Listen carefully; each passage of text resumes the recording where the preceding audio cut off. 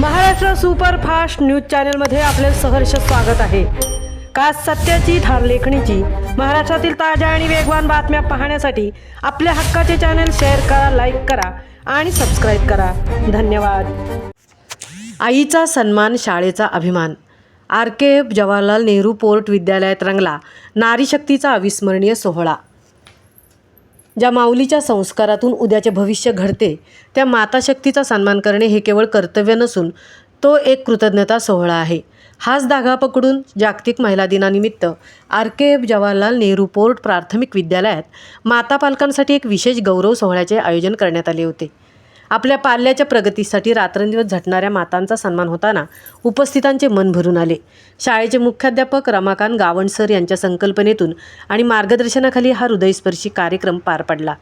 शाळेच्या शिक्षिका योगसाधना पाटील यांनी आपल्या भाषणातून घर सांभाळताना स्वतःच्या आरोग्याकडे दुर्लक्ष करू नका, कारण तुम्ही सक्षम तर कुटुंब सक्षम असा मौलिक संदेश माता पालकांना दिला। कार्यक्रमात संगीत शिक्षक पंडित गणेश पंडासर यांनी आपल्या सुरेल आवाजात माता भगिनींना संगीतमय मानवंदना दिली।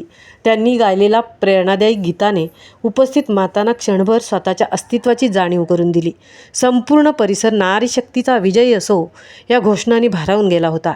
शिक्षिका आश्रया शिवकर यांनी रेखाटलेले सुंदर फलक आणि त्यांचे देखणे हस्ताक्षर पाहून पालक भारावून गेले। हा केवळ एक कार्यक्रम नसून ते एक भावनिक स्नेहसंमेलन ठरले।